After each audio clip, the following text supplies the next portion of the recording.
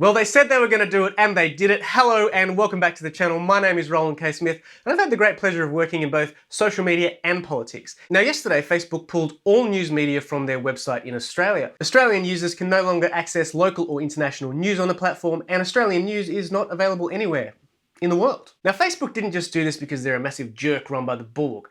They did this in response to the Australian government's new media bargaining laws. It's a law that would require digital distributors like Facebook and Google to start paying news publishers for use of their content on their websites. I made a video about it last week and I'll link it here and in the description below. There is a lot going on here, and there's been some truly awful hot takes, some wild conspiracy theories, a lot of panic, and some crazy predictions. So I'm going to try and stick to the facts and the timeline, and just a little bit of lowbrow humour for some good measure. So on Thursday morning, William Easton, the managing director of Facebook in Australia and New Zealand, released a statement saying this: "The proposed law fundamentally misunderstands the relationship between our platform and publishers who use it to share news content. It has left us facing a stark choice: attempt to comply with a law that ignores the realities of this relationship, or stop allowing news content on our services in Australia. With a heavy heart, we are choosing the latter." Now, it's important to mention that in response to the new laws, Google had also threatened to pull Google Search out of Australia, which would have been wild if it had happened.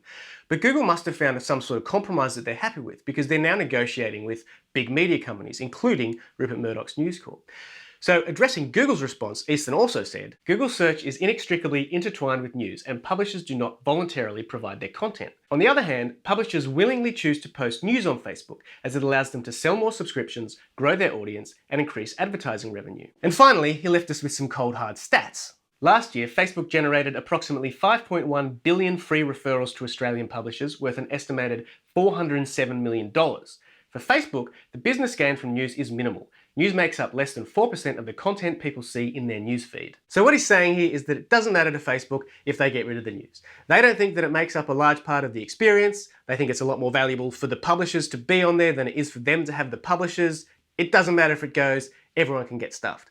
I'll link his full statement in the description below. And so on Thursday morning, Facebook Thanos snapped its fingers and deleted seemingly every Facebook page in Australia. And not just news pages, other Facebook pages were deleted too. In fact, in the snap, Facebook deleted the Bureau of Meteorology, WWF, Save the Children, the Batuta Advocate. They even deleted their own Facebook page. So the deletion was clearly automated and not particularly well executed. And while many of these pages did come back online throughout the day, the reality of living in a world without news on Facebook started to kick in.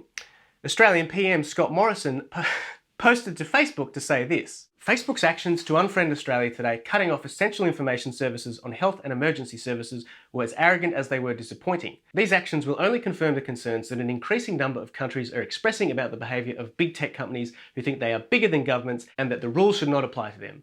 They may be changing the world, but that doesn't mean they run it. We will not be intimidated by big tech seeking to pressure our parliament as it votes on our important news media bargaining code." Look, he's got a point. Companies like Apple, Facebook and Google have enormous power, and their ability to change our life at will is scary. Now, fortunately for us, Josh Frydenberg, the Australian Treasurer and the man that misplaced $60 billion worth of job-seeker money, has been in touch with Mark Zuckerberg. And earlier today, he tweeted this: "Today I had a further conversation with Facebook's Mark Zuckerberg.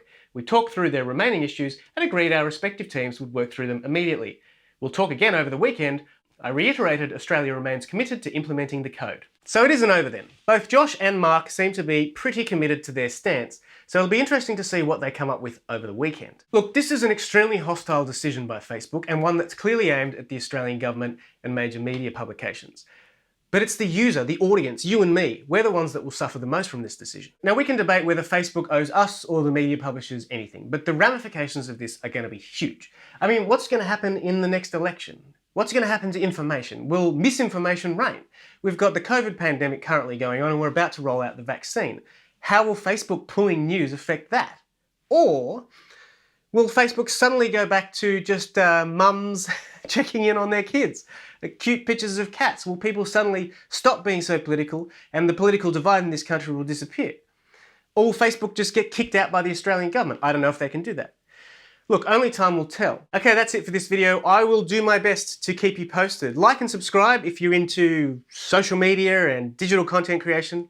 That's the kind of stuff we're into around these parts. So until the next video, keep doing what you're doing.